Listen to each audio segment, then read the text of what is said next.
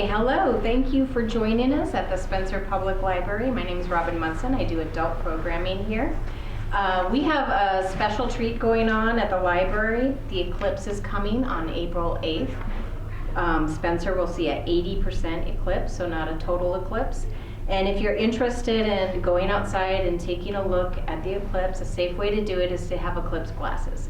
So we have got a kit that we are going to be giving out while supplies last that will have a couple pairs of glasses for you in that kit, and also lots of information. The eclipse will start at 12:44 exactly and end about 3:11. So somewhere in between, about 1:15 is when we're going to get our 80% eclipse. So come to the library while supplies last and grab your kit starting April 1st. We are having coffee and conversation as we do every month. Our next one is Thursday, April 18th at 2:00 p.m. We're going to be talking about spring into action, getting outside, talking about gardening, exercising, walking, whatever we do to be active when we can get outside when the weather starts getting warmer. And we are doing that at the library, but we're doing it with the Iowa State University Extension and Outreach Office. Our book discussion this month is Pineapple Street by Jenny Jackson. We are discussing it April 22nd at 6:00 p.m. This book is a family kind of book. Well, not a family book. It's an adult book, but it deals with a family from New York who are the one percenters.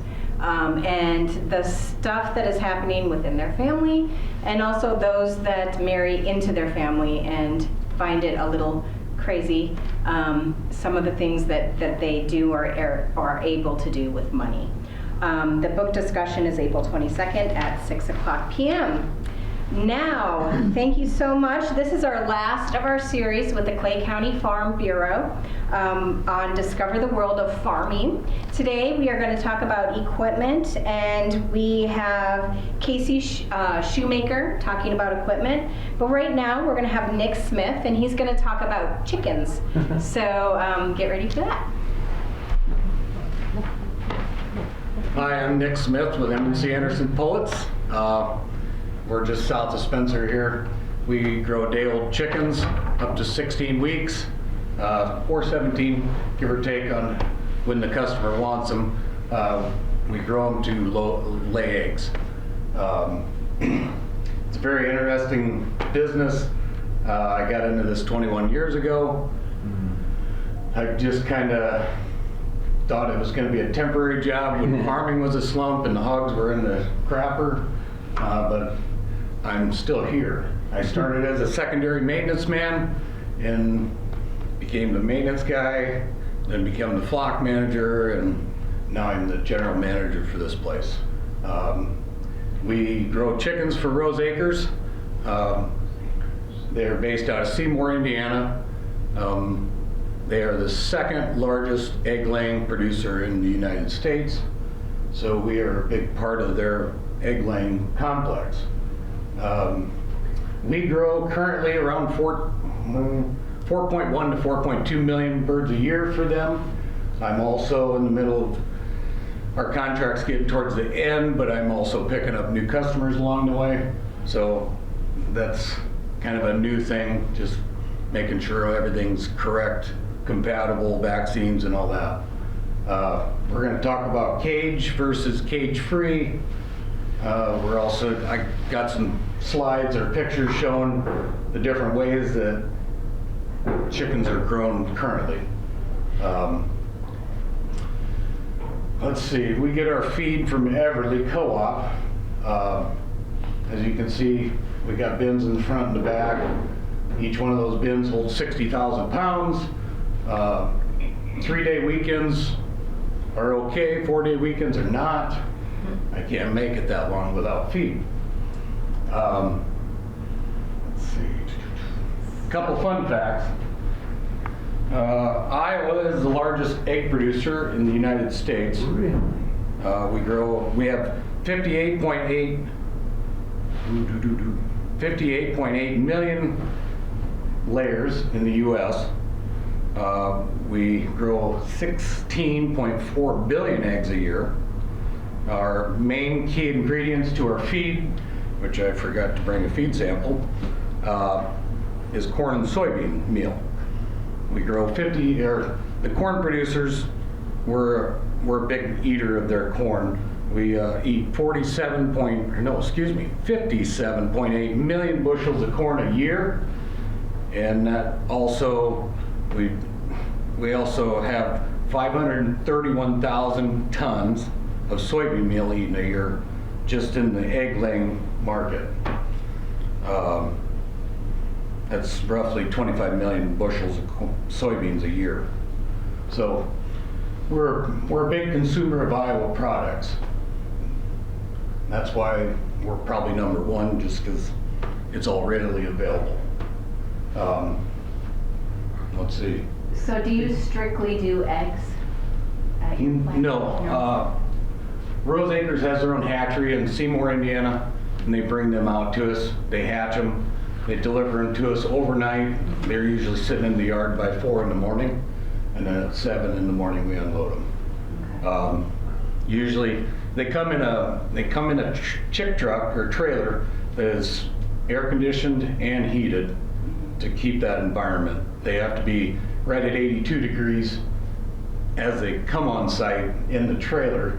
But once I get them, I go through a lot of propane here, and they got to be 94 degrees. Wow. So how many come on each delivery? Roughly 80,000. 80,000 one time? Multiple times. Multiple. Yeah, these barns here, we put 254,000 in each one of these. This one here holds 174,000. This particular house only holds 158,000. That's a lot of chickens. Yeah, and then there's another one off to the north. This particular site holds 1.1 million birds. So how often do you get a delivery of new chickens?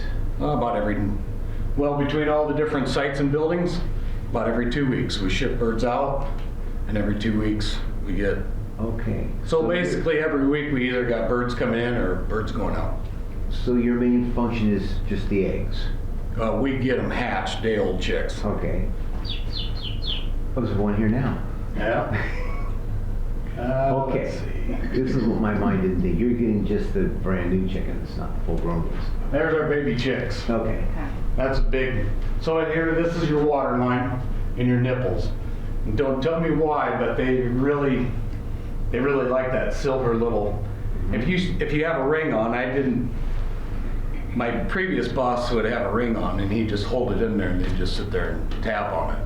Well, they thought that was water. Okay. But for some reason, they really like going to the stainless steel nipple, and we actually flush the waters to intrigue them to start drinking. So our main objective in the first 24 hours after we house them is getting them in, getting them to drink, and then we overfeed in a feed trough, and then that actually spills into them. We start them on chick paper, which we used to use newspaper, but they didn't hold up as long for 7 days because they'd get damp and then they'd start ripping. Yeah. So actually that's just the key, is getting them to eat and drink that first 24 hours. Okay. If they drink, they'll eat. So how old are these chickens here? Those are day old. Day old. Yeah. Where were they hatched? Those particular ones, probably somewhere. Did you know Highline is based out of Spencer? They hatch. It's actually, Highline is your main breed. Okay. Highline is probably the largest egg producer for making a commercial stock chick. Okay, so someone sends you a batch of brand new chickens. Yep. But you're raising chickens to lay eggs. Yep. How long does it take from the day you get them to the day they start producing eggs? About 19 weeks. That's what I'm fishing for. Yeah. Okay, so you have to babysit for 19 weeks. Yeah, but the crucial babysitting is that first 5 days. Okay. Because in the first 5 days, you either make it or you don't. Okay. So if you screw them up, it's kind of like a corn crop. If you screw it up right away, it's not going to be good all the way through. So it's pretty crucial we do our job. Because it's really, chicken is a very finicky animal as long as it's treated properly. You know, like I said, you got to start them at 94 degrees first day. Yeah. And if you get, like it was yesterday when it's cold and windy, and you can't keep your heat, the birds will start huddling and they're telling you they're cold. So you gotta throw more heaters in or do what you can to button up the house a little tighter to keep the wind out of it and keep your temperatures up. So what happened 150 years ago? Did chickens not occupy this part of the country? They stayed where? Well, we didn't have that many. We weren't trying to feed a lot of people in the world. I'm And everybody I'm did their trying to think own. of the farmer 100 years ago, and he was trying to raise chickens in this cold temperature. Was he able to do that? They probably had a lot of open fires to help Okay. temperatures wise. Because they didn't have the propane, they didn't have all that. And we're trying to do it commercial sized versus, backyard. You can run down to Baumgart's, pick up 10 or 12 Okay. and grow them from there. But for the backyard hobbyists, a lot of them will start them in their house. Yeah. Oh, really? Yeah, they will. And they had mama chicken too, wouldn't that keep Yeah. them warm? So you got your breeder farms, they're actually laying your commercial stock. And then what happens after they collect those eggs at the commercial farm, or the breeder farm, they take them to a place like Highline, South Spencer here. And then, they look at their egg orders and they put those eggs in the incubator, and at 21 days later, they'll hatch. And they've got a system, temperature-wise, they got to get them for so long, and then they hatch in 21 days. And then they go through a processing plant, or they go through processing, which is kind of a wild thing how that works, is they've got all this, a lot of it's hands-on you, but they actually take every chick and they put it in a machine and we vaccinate it for ILT, Rispin, everything that you need to keep that chick alive and healthy. Okay. And then for pecking reasons, as you can see, usually their beak is nice and long. This was back in the day when the humane way is now to laser treat them. So they put them in a machine, they get injected, and there's just a laser light that goes across and trims their beak. Okay. And that beak is actually intact for about 7 to 10 days. And then it eventually falls off. A beak is just like a fingernail. Okay. It's there, but if they trim it back too far, every time it hits that nipple, it doesn't like to drink because it hurts. It's about like when you trim your nail back too far, it hurts. Okay. So it's a very fine line of how far back you do it. And the reason they do that for a couple things, pecking order, when they're in the cages or out in the floor birds, they'll peck each other. Well, at least with a trimmed up beak, it doesn't hurt as bad. Okay. And they like to see red, and that's why they have red couplers. They're cups to help hold the water after it drips. They like that spectrum of red, and red means blood. And if they get to pecking on each other, that's not good. So that's why they beak trim them. Another reason they do the beak trimming is for feed consumption. They'll actually develop a scoop, and when they're pecking, they'll flick that out of the trough, and then it's wasted. So you really gotta watch that too. That all happens at the hatchery. But they're kind of a fun bird to get started, but like I said, if you screw a few things up right off the bat, it's not good at 5 days. What's the history on the male?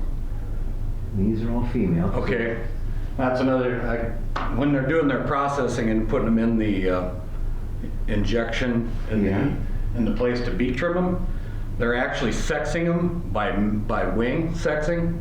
Okay. And it's kind of wild how it's kind of like spreading out a deck of cards. The people at the hatchery, they spread them out. And when you got two layers of feathers on that wing, and if it's a male, I believe it's this direction. If it's a female, they're split. Okay. So you'll see them.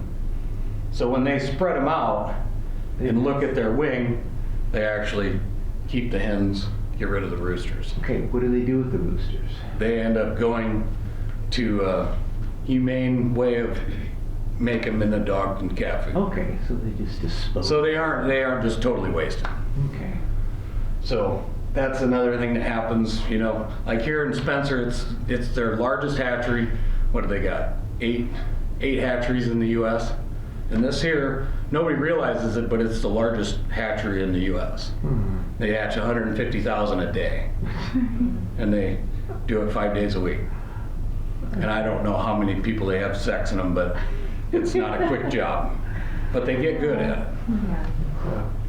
So that's Did that. they ever make a mistake and put a male in your batch that you accidentally? Oh yeah, yeah they do. And then This one's not by the bad. time we see them, they're 3 or 4 weeks old and they have a comb on them. Oh, okay. Their combs get taller and bigger as they get older. Then they stand out pretty good. And they actually, just for people that are worried about ever eating a egg that's, okay, so an egg is actually just an unfertile embryo. Mm-hmm. So in the commercial stock, for us, we like all the hens, of course. And if we get roosters, and say they slip through the cracks, and they get to, say the laying farm, they actually won't breed another hen, because they're actually bred to be gay. Okay. So that way they're very shy also. And they're tough to find when you get in the house, because once they see you or hear you coming, they go to the back corner and they hide. They put their head down because they know they just aren't Well, all supposed the to be chicken there. that we eat, is it all female or do we eat the males? No, we eat both. The broiler. Yeah, the meat chickens, we eat both. Hen and rooster. Huh. Yep. And I should have said, these are pullets, which is a female chicken that hasn't laid an egg yet. Then after that, they become a hen. So I think I've covered most of that. Is there 2 different terms for the rooster, the male part, or is that they always just roosters? Just roosters. Okay. Yeah. Or an Hispanic way of saying gallos. Okay. Let's go back to the beginning. So we've got a couple different ways. This is a cage facility, and as you can see, they've got, what do they got? 4 tiers high, and they're layered. Through here is the manure belt, which, you know, the fecal matter goes down through the cages, and then they exit the back of the house. And then the cage bottoms are actually sloped just a little, so the eggs just gently roll down. How often does a hen produce an egg? 1 a day. Really? Yep. Wow. So we look a lot at hens, eggs per hen housed. So we also look at percentages, actual total house birds, and the actual egg count, and they get checked every day. So they know their production. And chicken will actually lay at their peak is around 30 to 35 weeks. Right, say that again. Their peak, that's when they're laying, they're the most productive. That's our age, 35 weeks. Yeah. How long? They start laying at 19. Okay, 19. So it's just like a young female, it's, you know, that's their prime. And how long do you keep these, or how long do they? We keep at my site, we keep them for 16 to 17 weeks. And then here, they'll go to 100 and, depends on how they're laying percentage wise, but they'll usually 100 to 120 weeks of age. Okay. So they're there for a couple years. So are you monitoring each chicken on their, how much they produce, then when they stop? By the whole flock of the barn. Okay. So how do you know when a chicken's ready, its time is up? When your production drops. I mean, as you get, let's say you have 200,000 eggs or hens in a house, Yeah. and say you drop down to like 140 to 50,000. Okay. You know, you're starting to go downhill. But then you keep them, you still ride them out till they're totally tanked. So every chicken is the same age? Yes, That helps. yes. Okay. Keeps it uniform. That helps me understand. Yeah, they like to house them all together at the same So time. what do you do with them when they stop producing? Good question. A lot of them go to Butterfield, Minnesota, and from there, and at first I never ate a McChicken. I do suggest trying to make chicken at McDonald's. They are a lot better than you think. But that's actually what they call a spent hen market. Spent hen. Spent hen. After she's done laying, she goes, Okay. we don't just throw everything away. They go to Butterfield, Minnesota. They are made into McChicken. They are made into dog and cat food. Okay. They are also part of your Campbell's new chicken noodle soup, Okay. the chunks.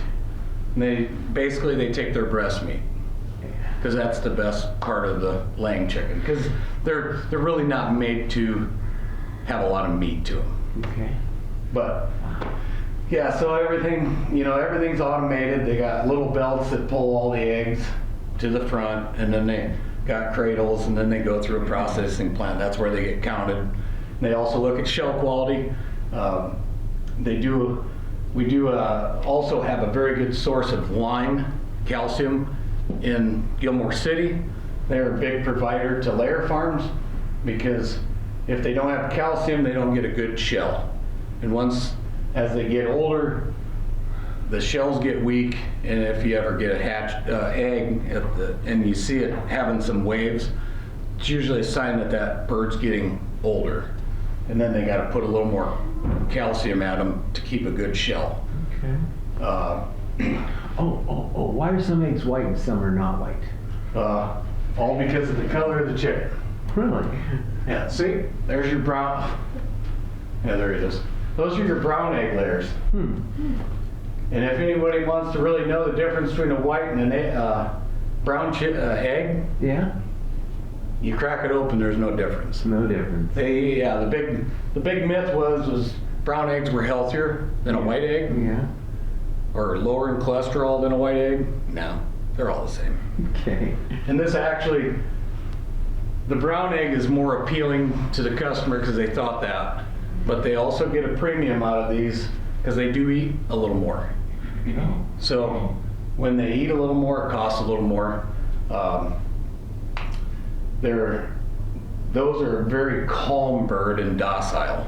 They don't get wound up. A white chicken is a little more wound up than your white ones. Your white ones they really get to fluttering, and that's where we control them with lights, intensity. So I guess I could go back to day-old chicks. I start them on 22 hours of light. So they actually get started at 2 o'clock in the morning, the lights come on, and they stay on all day, and then they shut off at midnight. They get 2 hours of rest, and we just started this new intermittent lighting. We've been doing that for a while. So we actually give them 4 hours on and 2 hours off. 4 hours on, 2 hours off for the first 7 days. And then by then, it just so the chick takes a little nap, and then when them lights come back on, they come to life. And they go right to the waters because it's 94 degrees, so you got to drink. Okay, this picture I'm looking at now, are those laying? I mean, I don't see the eggs. Okay, so this is what they call a cage-free environment. Okay. And as you can tell, they're just open. They do whatever. This is where the cage-free thing kind of drives me nuts. Because there's people pushing us to grow a cage-free bird and have cage-free eggs. It costs more money to have them in an environment like this because you can't put as many in. You can't control their environment as well, so you can't have as many in there. And then you also, as you see this chicken, she's jumping. Okay. She's going to end up, the problem with this is they get to flying around and then they injure their breast. Sure. Or they injure their leg because they don't land right. And another one's taking a flight. They're not meant to fly. They try, but sometimes they don't land well. So you have a little more mortality just because they kind of get beat up. Okay, so how do you collect the eggs on the range? See up in here, you got the root. They call this the roost box. So you train these girls after I get done with them. When they come to the layer farm, they actually put them up in here. And see the drinkers? Yeah. They drink here, and there's actually a feed chain that pulls feed in. So she's supposed to realize that this is where she lays her egg, this is where she drinks, and this is where she eats. And that's where she plays at the bottom. Yeah. So she goes And then if she's not smart enough, and this is where I don't like cage free, if she's not smart enough to get back up there to eat and drink, Yeah, she'll just stay down here and eat fecal matter, yeah. and that of course goes to your egg. But also, the eggs get laid down here, so that's why it takes more labor to Yes. gather your eggs. So how do you get in there to gather the eggs and how? Well, there's a belt inside here. Yeah, but on the floor. That's manual labor. Someone has to actually walk through that mess and look for eggs? Yep. That's why they like brown chickens for that cage-free environment, because you can walk through them and they aren't all huddling in one corner. Okay. They just kind of look at you and go, "Oh." Is it very noisy in there? Yeah. Okay. That's not as noisy as baby chicks. They have a very high decimal. And that's probably why my wife says I can't hear very well anymore. Okay, so here's your trivia question. Yeah. When someone's afraid, you call them a chicken. Why? Where did that come from? You chicken, because you're afraid to do something. I don't know where that phrase came from, but maybe it's because before they had a lot of breeds out there, when they called you a chicken, or if you'd have a white chicken, it'd be in the corner. Okay. And that's the problem, like cage-free environment, the whites don't get they don't do well in this environment, because if you go walking through there, they're all gonna go to that end. Okay. Or they'll be flying all over. Oh, so they try to stay away from you with them? Yeah. Oh, Yeah. okay. They're not a real fan of you. Okay. These, they'll just sit there and look at you. They'll get out of your way if you get close enough, but they aren't gonna just split. Okay. They're a very docile bird. So that's part of your cage-free environment. And then, of course, going back to a day-old chick, I keep the lights.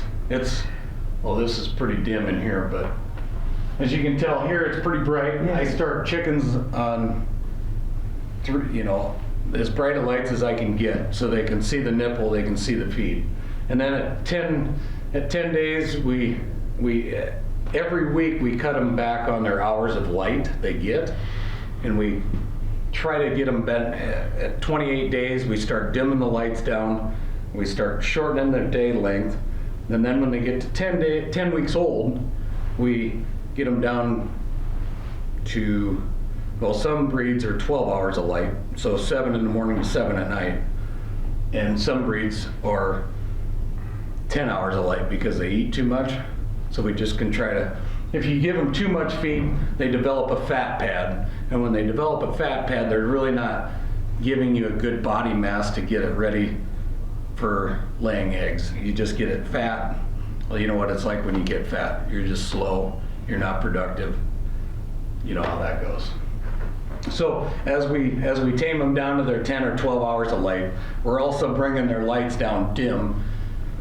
And I don't have any dim pictures, but when I grow them, I gotta watch the light that comes in the chicken houses from the fans and the air inlets, because we don't want any wet light leakage, because we want to keep them on that schedule, because we're working on their pituitary gland.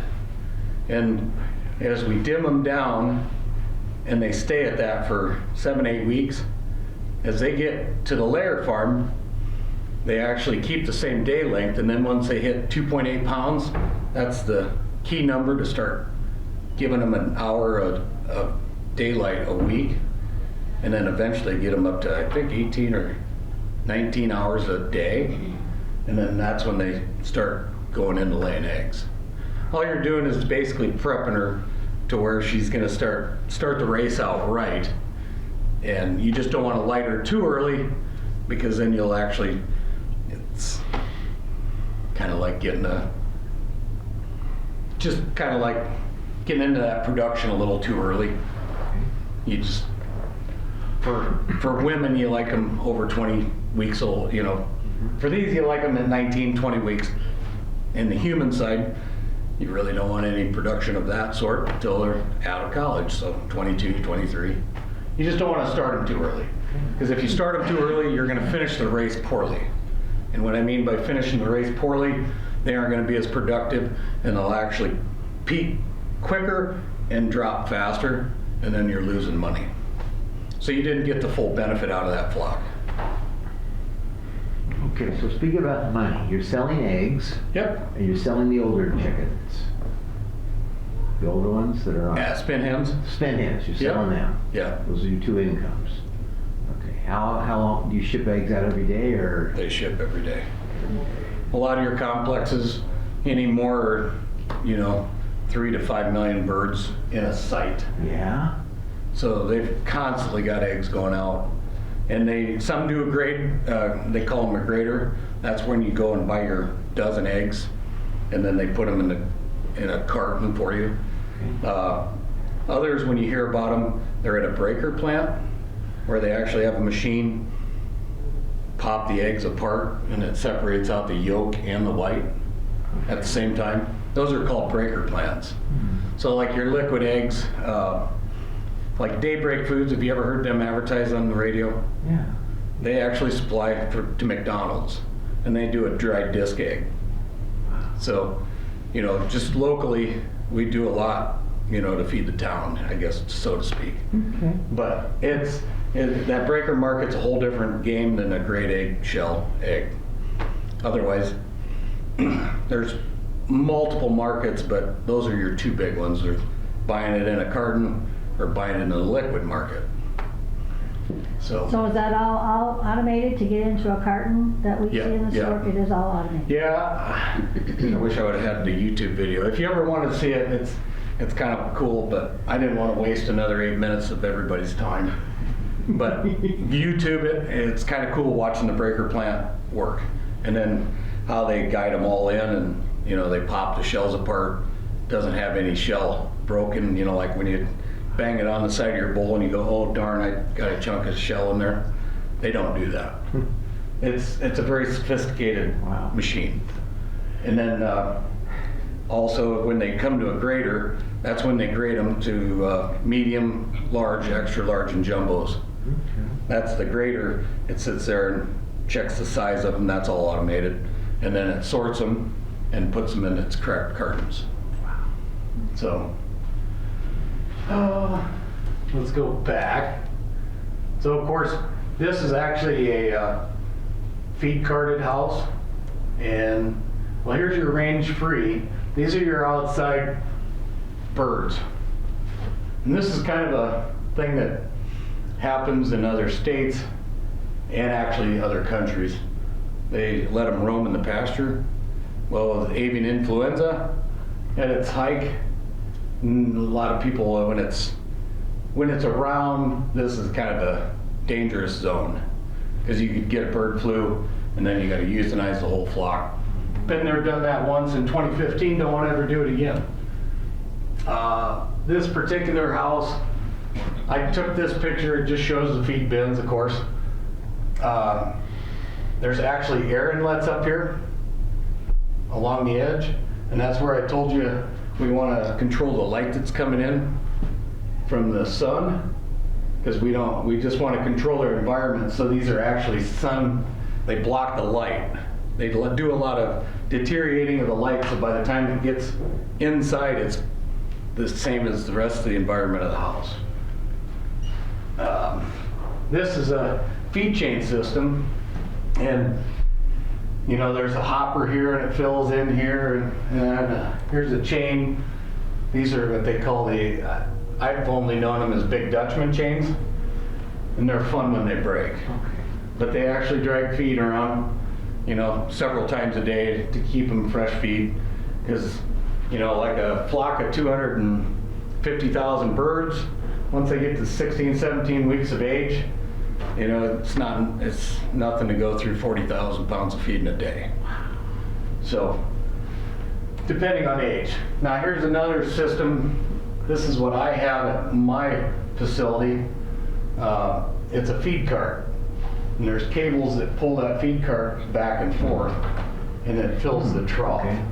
Okay. And then of course it's got the manure belts here, and that's my kind of cage. I like that cage, but I'm not biased. Here's another set, but this one actually is a feed chain, pulls across, and that's how it gets its feed. Brown eggs, of course. This is what they call the enrichable cage, because it actually goes from one side of the row to the other, and they put less birds in per cage to give them the square footage so they can raise their wings up and have the span. Another one of your brown houses, brown birds. This is they call it a 4x4. So you got 4 layers of chickens here, and you'll see it's a false floor, because there's another 4 levels of cages underneath. Okay. So when the chickens are new and you get them, how do you tell the whites from the darks? By breed. By breed. Yeah. So if you're just getting white birds, that's all you're gonna get. Okay. They're not color changers. Okay. They once they're brown, they stay brown. If they're white, they're white. Some do change a little bit. There's actually a breed out there that right below their chin, it'll actually have a little black spot. That's what they call a shaver, is that breed. So, of course I was telling you about, boy, if I could only expand that. Well, anyway, this is an egg layer building, and the eggs actually come to the ends, and those are cups that are cradles that pick up the egg and lower it down to the main belt that drags them to the processing plant. Ventilation, that's how we cool birds down, is a lot of air. They have made fans a heck of a lot better than they used to. They used to take a lot of maintenance. Now these actually I think are out of style anymore, because they've actually got idler pulleys on them to where they keep the belts tight. You used to, when I first started, that was a big thing. You had to go through and adjust every fan motor to keep the belt tight. That was a monotonous job. Dusty, very dusty. This is a new. This is actually, I think, down in Arizona, and that is one big project. I think that barn there was going to have around 700,000 to 800,000 birds in it. Wow. But remember when I told you there was a set of 3 and then a false floor and then a set of 3? Yeah. Yeah, let's see. Do I have that picture? Didn't come through. Anyway, so they got 4 levels of chickens, a false floor, another 4 levels of chickens, and a false floor, and then another 4 levels of chickens, and then concrete. And that particular building is right here. There it is. So here's where they bring the air in underneath to keep the light out. And it's just a pretty intense building. And a building like that, I would guess it's probably $5 million. And that's on the cheap side for that many egg layers. When you build a chicken barn, it's not cheap. So, I guess. Do you do anything with the manure? I was going to ask that question. Thanks for asking The that. manure gets pulled out to the back end, and then it gets put in a storage shed, and then in the spring and the fall, it becomes fertilizer for your corn and soybeans. Yeah, I guess the main thing I watch every day, Casey I'm sure does too, it's just like every animal program, you got the FLAW, FLAW, feed, light, air, and water. That's your main 4 things to look at every day. Feed, light, air, water, FLAW.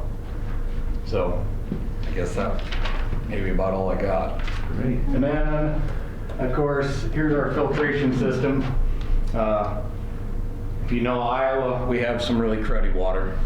Full of rust, full of iron, manganese, you name it. Comes in here. This one actually, there's another tank over here. We pump air into it, get the iron and manganese and all the other goody stuff. There's rock media in the bottoms, but it actually pumps air into it, gets that iron and all that stuff into suspense. Then it gets pumped over these individual 4, and it filters out the rust, and it actually makes crappy water taste pretty good to a chicken. And You know, for a 250,000 bird house, we'll go through 7,000 gallon of water on average, sometimes 8, depending on the temperature of the day. So we go through a lot of water also. Any questions? Got your own wells? Yes. That's why we can't afford to pay rural water. Yeah, that system's not cheap either. Nothing 50,000 can't buy. If you did have rural water, would you let the chlorine out of it for them? I actually am injecting chlorine dioxide over here. Oh, okay, so there. And that takes that water to where it, you know, has that real hard taste. When you inject chlorine dioxide, it actually softens the water a little, and actually just, it doesn't taste so bitter.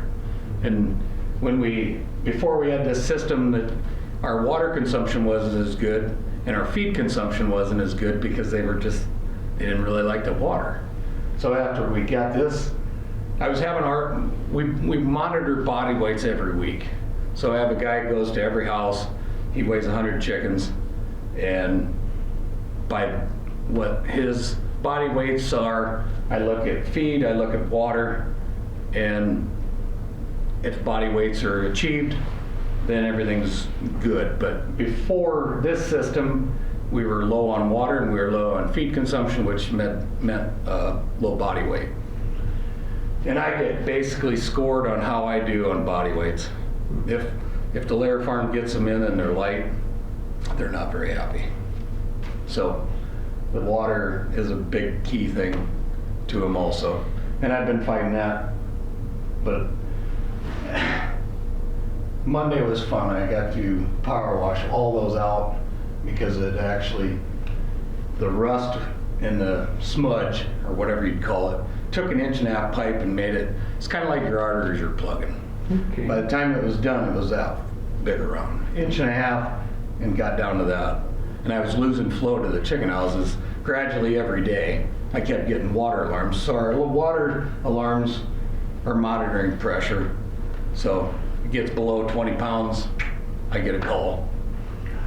So this is kind of my 24/7, 7 days a week. I get temperature alarms all the time. I get, you know, if I lose power, I know that. If I lose water pressure, I know that.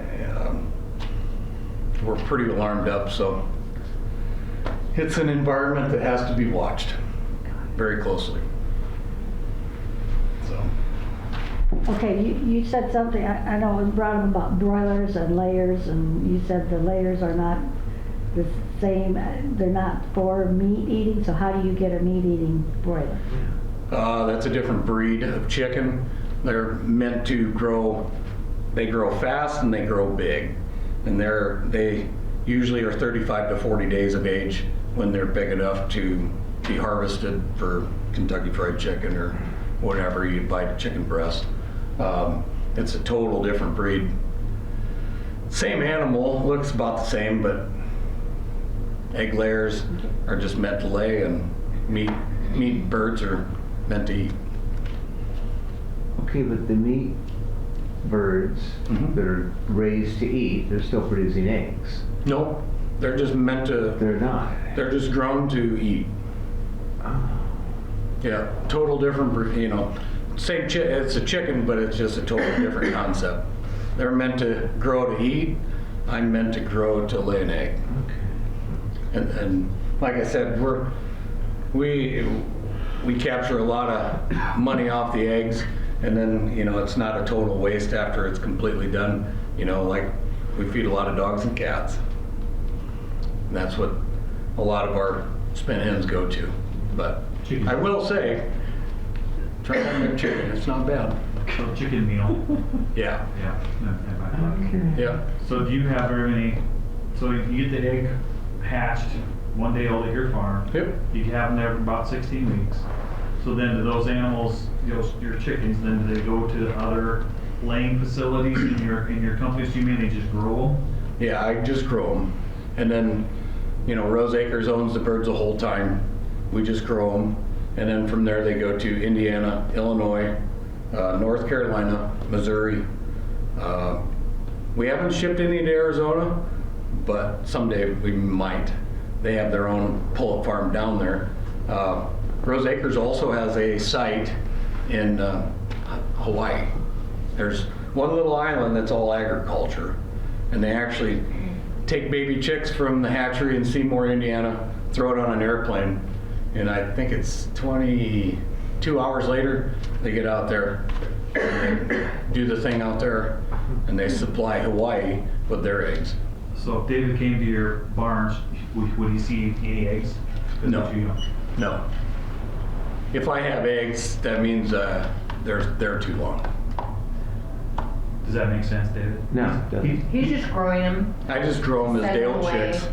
to make eggs somewhere else. Yeah, So how long do you have them for? 16 weeks. So when they start ready to produce eggs, then you ship them off to the... I get them gone before they lay eggs. You're just babysitting. Yeah.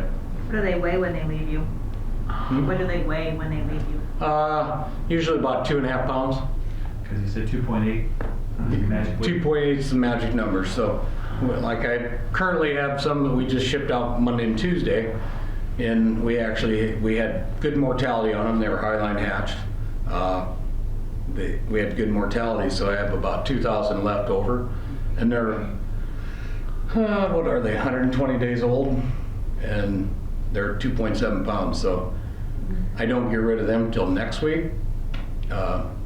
So I might have some eggs. Okay. And the guys like that. So what do you do with your eggs? With the leftover eggs, The eggs that your chickens... So your idea is to get rid of the chickens before they I don't want any eggs. at But my you place. must have some chickens that are starting to lay eggs before you get rid of them. Not very often. Really? Not often? No. Well, that's why we ship them out about 2 weeks before they're due to start laying. Okay. Yeah. Kind of like these, the customer, United Egg Producers limits layer farms to how many birds they can have per cage. So when I grow, say like, I laid down 84,000 birds, and the guy only wanted 80,000. That's his UEP number. He can't put any more in there or he'll get in trouble. Then, so when I end up long like that, I have to sit on them till I can find another customer to take them. And I'm shipping out at 247,000 next week. Okay. And those 2,000 will go in there. But in that week of span between now and Tuesday, I'll probably have some laying eggs. Okay. And the employees love it because, they're free eggs. They take them home and All right. fry them up. And how do you get them on the transport? Truck or whatever. So Dogs. they are put in batteries, which we call them batteries, but they're put in batteries. We roll down the aisle, and they're individually placed in each cage. So you have to handle them each? Every one of them. Okay. So when we get them, we handle them all, putting them in the cage, and then I mass apply vaccine, which is spray applied. It's just basically a bean bar sprayer on a cart with booms on it and nozzles, and they actually inhale their vaccine, and that's how we vaccinate them. But then at 12 weeks of age, they all have to be individually handled because we put a Newcastle bronchitis salmonella killed injection in their breasts. That way we're protecting them from salmonella. And the environment's a little dusty, so we give them a bronchitis to help them through that dust. And that way they don't get any respiratory issues. So yeah, we handle them 3 times. And then we roll racks down. They're about yay high. There's eight cages on each side of them. And we put 10 birds to a cage, or to a rack, to a hole. So there's 160 in each rack. And there's 10,880 on a truck. So it takes a few trucks. And luckily our Hispanics are awesome to work with. They do a lot of that work. And then from there, that's when they go to the layer house. And then there's another crew. There's 12 people on our crew that handle them all. And then wherever they go, they could have 10 people, they could have 15 people unloading them. Takes about an hour and a half a truck. So we usually start at 5 a.m. and if we're shipping 4 loads out, we hope to be done by 3 in the afternoon. So how do you get these cages or whatever back to you, to your barn then? You put it in- There's 2 different live hauling trucking companies. One's called TK&H out of Firth, Nebraska, Bosma out of Sibley. That's all they do. So they come clean and disinfected. We Okay. push them in, load them. They go to the layer farm, and then the next day, or that day, depending if they come here. When we ship to Iowa, they come back yet that day. We wash them, clean them, disinfect them, and then we do it all over the next day. So it's a very labor-intense job, but, you know, and then when we get all completely emptied out on our house, usually we have 2 weeks to get everything cleaned back up and get ready for baby chicks again. So when we do over 4 million birds a year, there's a lot of work to be done in a short amount of time. For most of the time, they try to give us 2 weeks, but if there's scheduling issues or weather screws with you, sometimes when we have a 3-day storm, 4-day storm, we have 8 days to get a house turned and burned and ready for baby chicks again. And that's not fun. You get to work weekends, and it's just a vicious cycle. What's your biosecurity measures? Everybody showers in, showers out every site, every house. We have the crew that does all the manual labor. When they come, they shower in, we throw them in a clean van, 15 passenger van. We take them to the site with different shoes on. When they get to that particular site, there's offices.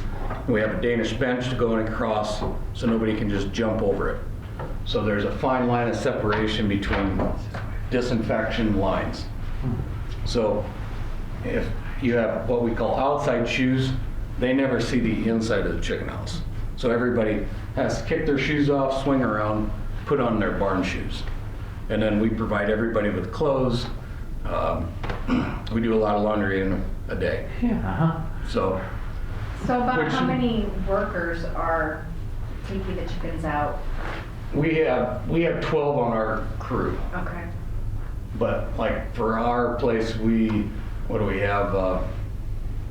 24 employees total between barn workers. Every house has a barn manager, we call them, and they're in charge of their barns. And then we have one special barn guy that he takes care of a lot of chickens in 2 different houses, and it's clean, immaculate.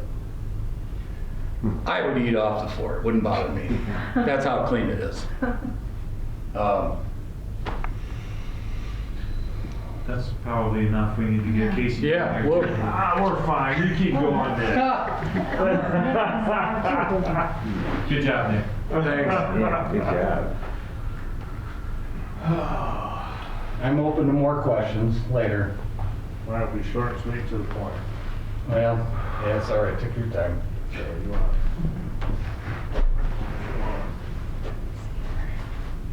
Still casting.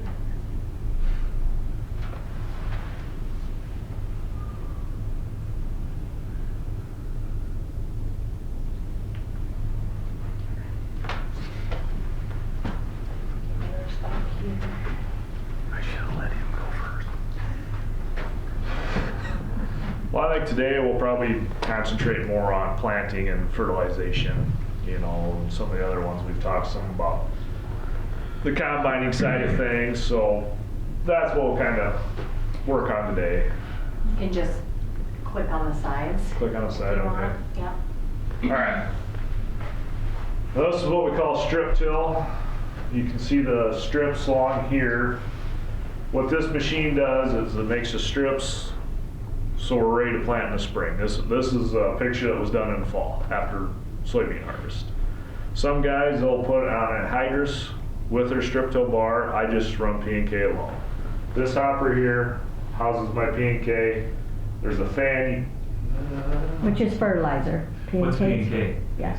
Potassium and phosphorus. Here we go.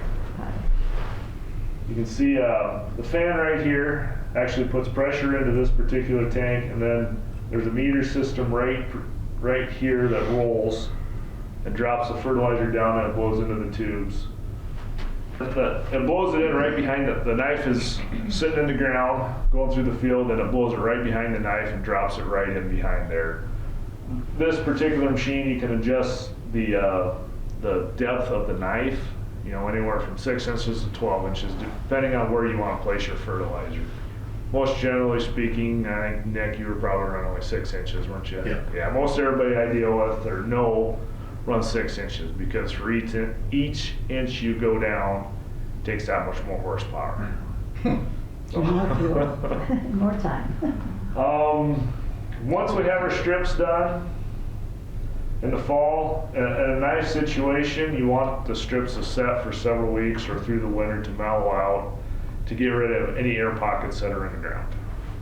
That's why spring strip tilling is a little tougher. The earlier you can do it, the better off you are so you don't have any air pockets to actually cause germination issues with the seed. Casey, point out where the actual strip is. I think that was a better picture. Yeah, the strip is actually right here. When I do my strip tilling, I run one pass along the end rows so I know where to pick up and drop. Everybody's different.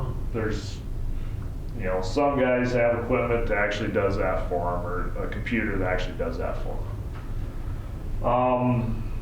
Then there's other operations where you can use a dry spreader like this and just spread it all over the top. The fertilizer. The fertilizer all over the top.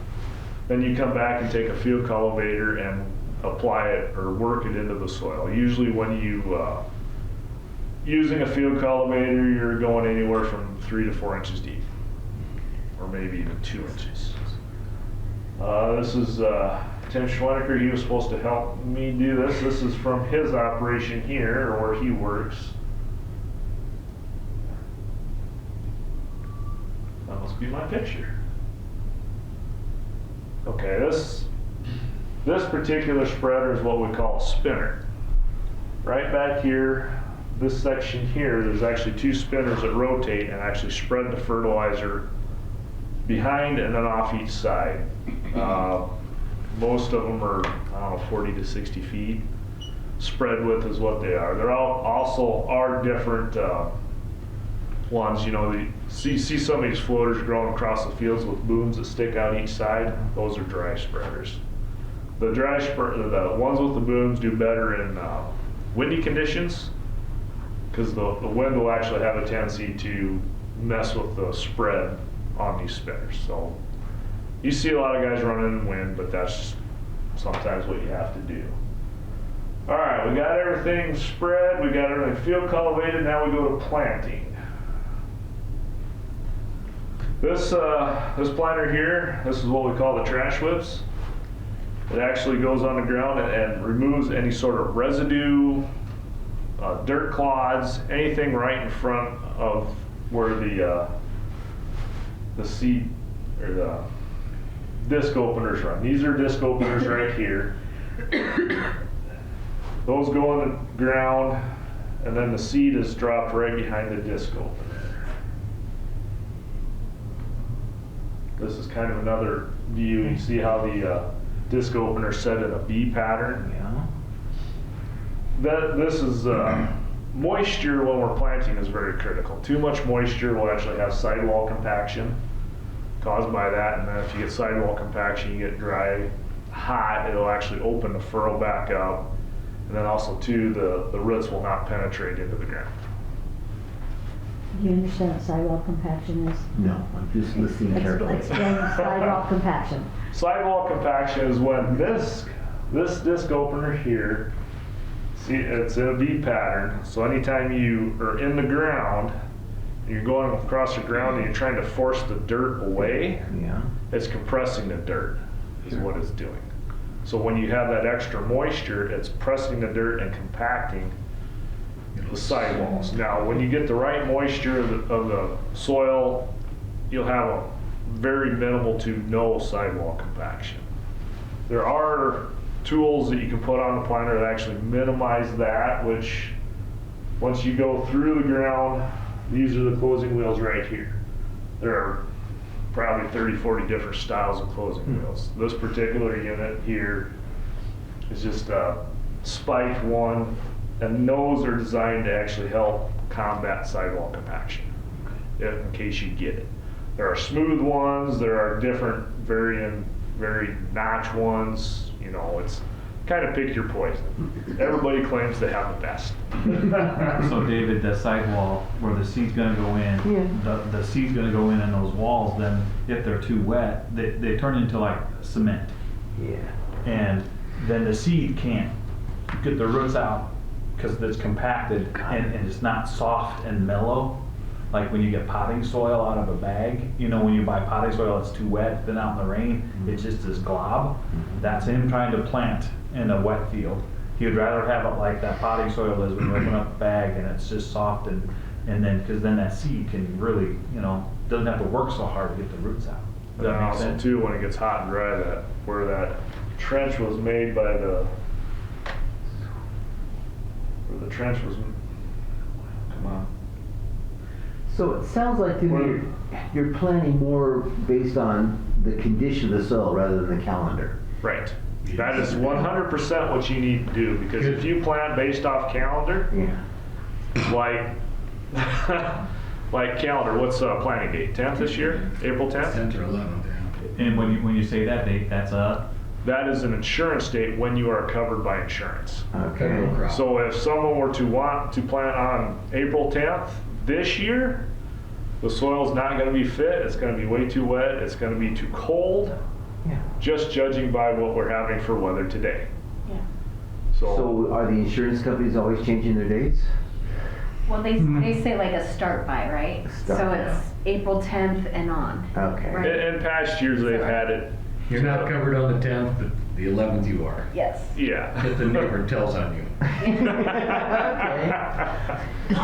But anyway, where I was kind of heading there is where, once this disc opener gets through, and if it's too wet, like he was talking, that those closing wheels will actually close it. But if it's too wet, when you get hot dry, it'll open back up.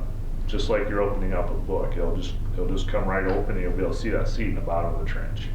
That's not good. Yeah, that's really That not won't germinate. right, right. Unless you got a very forgiving rain. Very. Has to be pretty. Yeah, but even if you get a forgiving rain, then you still have the sidewall compaction that will, especially in corn, not as big as beans, because beans have a tap root and they'll go straight down. Corn, their roots are more like hair and they'll kind of go out. And if they can't go out, I can't remember what the term is. Mohawk. Mohawk, yeah. The roots will stay Yes. in the furrow, and then the corn will tip over and just not yield very well.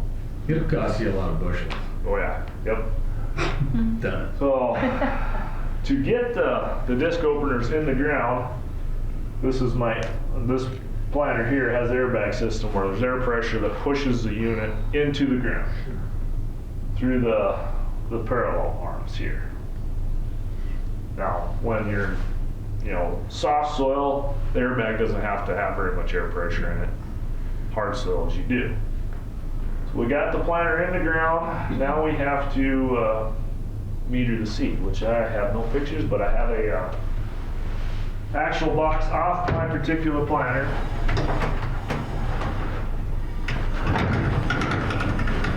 Which it's easier to bring a actual visual here than it is to take pictures. Apparently I can't operate it. It's not Inside here we put the seed in here. good. Okay. It is funneled down into this little black hole here, and this particular unit is a vacuum planter. Right here, you have a hose that hooks up, this hose here, Yeah. which goes to a main air chamber and hooked to the fan to create your vacuum. Once you have vacuum and seed in there, the seed comes down this hopper here and sits up in here. This disc sits in here and rotates The vacuum is created in here, which is going along these discs here, or these holes here, and it pulls the seed into the disc on the back side. Okay, got it. In this particular unit here, it's set up for corn. And when the corn seed comes up in here, it hits these little notches here. See, sometimes when it sucks up, you'll have doubles or maybe triples, all sitting right here around this hole. Yeah. This here actually kicks the doubles or triples off and Okay. leaves one seed in. Then when the seed, Because you don't want to plant doubles or triples. yes, you don't want to put double or triples. And when this disc comes around, this little finger here actually kicks it. Make sure the seed pops out of the disc. When it pops out of the disc, it actually shoots down this hole here. It goes into your seed tube. The seed tube is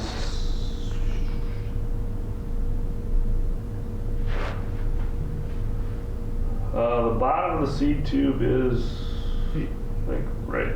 I had a hard time getting a picture for this. It should be right here. Yeah. That travels down. There's a sensor in the seed tube that actually senses if there's a seed that comes down. Okay. There's a monitor up in the cab that actually tells me if that unit's planting based on the seeds that comes down. It actually counts the seeds. Oh, we get that? So you get all these bells and whistles when something's not working right. Yes. Yes, it's not good. It counts every one of them. So you said that was set up for corn. Yes. Does the bottom piece, is it different for beans? Yeah, the disc here, on this particular one, it's for beans, the holes are closer together for beans. Okay. So basically it doubles the amount of holes on there for beans, because corn population, getting on the type of the field, I particularly do 34,000 seeds to the acre. Beans, last year I run 118,000. So there's a big difference. So you do have to prep your planter for each crop. Yes, yes. You just don't you use the same planter for everything. And when you change crops, you change depths.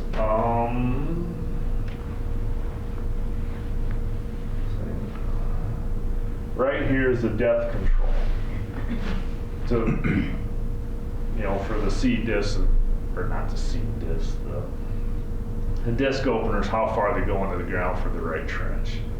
This adjustment here controls the wheels here for the height. And how deep do you want the seed corn? Seed corn, anywhere from 2 to 3 inches is about where you want to go. And beans? Beans, it's about 1.5 inches to 2. As long as they're in moisture.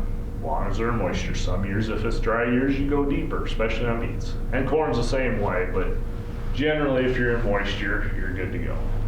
Although corn, if you get it too shallow, it's going to cause problems at the end of the year. They'll start tipping over. Anything else? I suppose once we get everything planted, we get everything harvested, which has been one of the other scenarios. This is a picture of a ripper. There's a disc blades up front, there's ripper blades in the back, and then there's some other disc blades that kind of kick the dirt around behind the ripper so you don't have the big ridges that they do cause. So it's like a comb, It's like a what? sort of like a comb, like making it smoother? Yeah, it helps smooth, take the big ridges down, because if you actually see this particular one here does have, looks like the wings on it, and with the wings on it, unless that's just a point, it's hard to tell with that picture. If you got wings on them, they'll leave, sometimes they'll leave ridges that deep. Then you gotta try to smooth them out and plant it. Yeah. Right. And Yeah, what's the purpose of that machine? to bury the residue is what it is. After you're done combining, it helps. Burn fuel. Yeah, burnt fuel. Yeah. Burns lots of fuel to do that, but the guys that do that, they think they want to bury the residue and size it up for the planting season next year. And break up their compaction. Yeah. And we don't do that in our operation. Okay. Yeah, we're all strip till. So you leave it up on top. Yeah, we're all. He does If you less, he could- does less tillage. Yeah, you see him, and I wish it, the way the spring was, I really didn't get pictures in time, but you can see the black strips there. All this residue here is sitting in between the black strips. Every bit of it. So I don't bury anything with this system. And I actually strip tilled for all my soybeans this year too. So I went through the corn stalks, that's the same scenario. It just kicks it in between where I plant next year. This year when I plant, I'll actually plant on those strips. That's where the seed, so when we're planting, the fertilizer will be right underneath the roots for each crop. The best place for it, that's where you want it. Do you rely on GPS and satellite? Yes, yeah, this is all done with GPS. I used to hire my strip tilling done, and I drove the strips. I was pretty successful at it. So a lot of people say you can't do it. It can be done. Not fun. But, not fun. Yeah. But for my operation now, I rely on GPS. I will. All this is GPS. I will turn around the spring, hook my planter up, and then I'll just let the tractor drive on those strips because I'll use the same AB line, which an AB line is point A to point B. I said it. It's all saved in my computer, and I'll just click on whichever AB line I want, and away we go. Can you do the same every year, or do you have to change it up? No, I do the same every year. I've been running the same AB lines for, ever since I started, really. Any more questions? How much prep work goes into getting all your equipment ready to go? Lots. And he's a mechanic too. So. My planner, let me see, where's a good picture? Probably not. This planter, I got done planting with it this last spring. I reconfigured the planter to put those meters on it, and then I rebuilt it by putting all new disc openers on, new scrapers here. This little, that's a scraper there. Inner scraper, frog. Inner scraper, yeah, frog. I don't think you can't see them. But there are scrapers that go on each side of the disc openers. In about this location here. The rotary scrapers are about that big around. Keeps all the extra dirt off the disc openers. It took me a few weeks to do. That's just one piece of equipment. The tractor, go through and service it, figure out what I need to do to it, fix it then. The combine. For me personally, I try and get my equipment ready to go right after the crop I just got done doing, whether it be planting or combining. This year I'm behind on my combine, but that's a whole other story. So the way I am, I do maintenance on other people's equipment too. So I try and get mine done so that way when other guys wait till the last minute to get theirs done, mine's all done and I don't have to worry about it. But it's kind of a year-round job. You just take it as it comes. And That's why you see a lot of heated shops on farms. yeah, because there's not fun working on What equipment. do planters cost roughly, Casey? Well, okay. Let's go back to that. I don't really know what planters cost for sure, but this bar here, this strip till bar, I actually built it. Well, I shouldn't say built the bar. I put 3 pieces of equipment together to actually build my strip tilt bar. The orange here, that's made by Kuhn Krause. I think you buy a new one today, probably 110 to 25,000 just for that bar alone. The cart, I bought that separate. That was must have been 2-3 years ago now. I think it was around 15,000 for just a cart. And then the fertilizer tank, I had that on another strip till bar, but a Montag top, I think they're running, or Montag fertilizer system, about 50,000-60,000. About $200,000 roughly.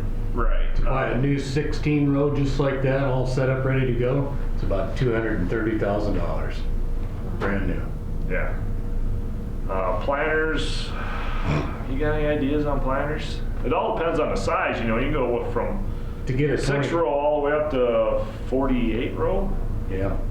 To get a 24 row, I think they're 400 easy. Yeah. And then depends on what you have it equipped with. You can be up to $500,000 just bam. Yeah. High speed, all the Right. attachments you put on it. Right. And you got the This, tractor. yeah. Yeah. Yeah. You haven't even pulled it yet. Putting this setup on my planter that I already owned and I already had the monitor for, I had to convert it to vacuum because my original planter was pressure, but it was 25,000 for 12 rows. I converted mine to precision in 19. I paid 101,000 for the 24 row bar. I converted it all to precision for 28,000. Yeah, But stuff's gone up. So that just goes to show you how much stuff's gone up he in, did 12. I did 24 6 years ago. yeah. So in that amount of time, that's how much stuff's gone up. Yeah. Thanks, Rona. Yeah. And then that doesn't even count your tractor that you haven't. No, You're no, now the buying. tractor, depending on the size, 300,000 to 400,000. You need a big one to, how many horse do you need to pull That's, the strip bar? That's 6 inches. it all depends on if you're running fall or running spring. Nick was running 16 row. He was pulling awesome this spring at 385 horse, pulling at 7 mile an hour. But it was also dry. It's also dry, but it was also springtime where spring dirt pulls easier than fall dirt. This rig here pulled really nice last fall. Year before, it pulled like a freight train. Just because the dirt was dry, hard, The moisture helps kind of lube the point as it drips through the ground. and also, yeah, whenever the ground dries up, it actually condenses and shrinks down, so it makes it even harder to go through. The moisture really does help when it, because you take organic matter in soil, and if you actually see manure do this, it's really cool. You put water with manure and it just bulks up, you know, you can have manure that high. When it dries down, it dries down to hardly anything. Same way in the soil with high organic matter soils. You know, sand ground pulls easier just because it's sand than hard dirt. And So David, that's why it's so hard to get a young person. Let's say you graduated from high school and didn't grow up on a farm, but you want to be a farmer. Makes it very hard because you don't have any resources to buy the tractor, the planter, the equipment, the seed. The land. And that's just the equipment. We ain't talking land. Yeah, you haven't even bought the ground yet. I think I'll raise chickens. Yeah, you heard how much one Tell you, it's building better was. money. That's what pays for my farming hobby. Serious. I Yeah. like that tractor. Any of these tractors that are 15 years old, they're still over $100,000. Yeah. When did I buy this tractor? 5 years ago? It was 80,000 back then. Was it If before? I would have known what I know now, I would have bought 5, 6 of them Yeah. and sold the other ones and made enough money to buy a brand new tractor. Because this tractor today is probably, well, 5 years ago it was 80. It's probably still close to, it's probably 100,000 now, give or take. Was that before COVID that you got that or after, right in? It was before COVID? Okay, yeah. Everything was so much cheaper before 2020. Yes. Yeah, it was. Yeah, it's yeah. Adds up. Yeah, it does. I mean, like that John Deere, they just introduced their new 800 horse four-wheel drive. I've heard that's 1.2 to 1.4 million dollars. Can't comprehend why. Me either. Yeah, and you know, this tractor here, this is a pre-DEF tractor. These are sought-after tractors. Okay, you need to explain DEF. DEF is diesel exhaust fluid, which is, they inject that into the exhaust to supposedly make it cleaner. But what I don't understand, and I'll probably get in trouble being on camera, is when you're running those DEF tractors or even a EGR tractor, you're running more diesel. What's EGR? Exhaust gas regeneration, because it changes, it increases the temperature of the exhaust gas to get it to the temperature. It's a nitrous, you remember it's Nitrous oxide. Yeah, nitrous oxide. Trying to lower that Yes. before it goes out into the world. So they're trying to lower emissions out of the exhaust pipe. Sure. And they're doing this all by burning more diesel, which I would think if you burn less diesel, you would have less emissions. Yeah. But I'm also not a scientist to, to understand that. But So my horse and plow is looking really attractive right now.